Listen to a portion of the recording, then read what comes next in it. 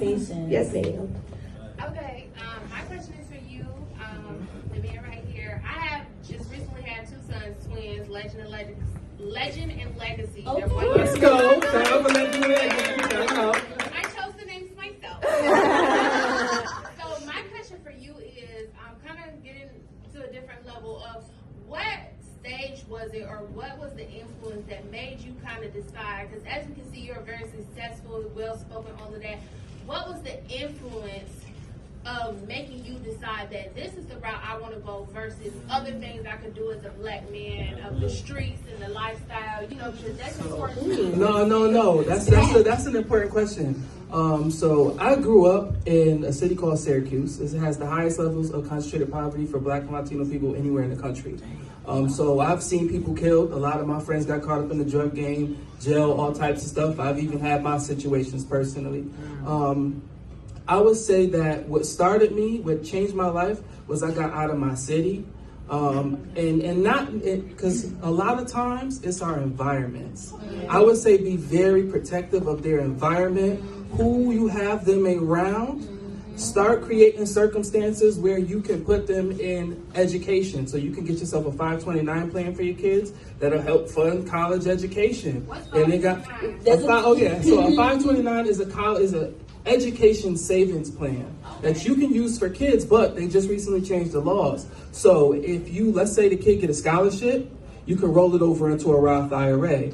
Now it's going to get all of those tax-free greens. It'll be worth about $1 million by the time they go to retire, or they reach that age where they're ready to, kick back and put their feet up. So get them a college savings plan so that way you can start funding their education. Be very, very cautious of their environment. Find mentors for them. I was just blessed that I always, even now, even in the financial industry, I always hang around with a lot of old people. Right. I always had like an old soul, so I would definitely say find mentors, find programs and stuff that can help, guide them and, give them the right steps to walk and the right people to be around. I would definitely say what got me here was like she mentioned, so I'm child of a single mother.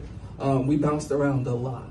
A lot. I mean, I failed grades because we moved around so much. Lease is up, all right, we got to find somewhere else to go. It was one of them type of situations. And I would say that my biggest thing was I studied to try to get myself out of my environment. And I bought a home, and that's what led me to the financial planning, is that because it gave me some stability. A lot of times our people, we don't have stability. We do not have stability, and it causes us to always have to be on the defense as opposed to the offense. When you're on the offense, you can be imaginative. You can focus on what you want to build and what you want to do. When you're on the defense, you're constantly trying to protect yourself. So I would definitely say creating that stability for them, and you lead the way. I promise you, you lead the way. So whatever they see you doing, Mom, you are their first teacher. Right. Whatever you teach them, they go off into the world with you. Every mother is the child's first teacher, their first educator. And so whatever you put in them, they're going to grow into. So I would definitely say that. Get some college savings plans, have a little savings account for them, teach them money. Okay. I'm around a bunch of brown folks. Okay, cool. Listen, other people are out there and they teaching their kids financial literacy at early ages. And it's something as simple as okay, son, so you got these jars. One jar is for your savings, one jar is for your fun spending, one jar is for your education, one jar is for your bills and stuff. You ain't got no bills, but you buying your school clothes this year.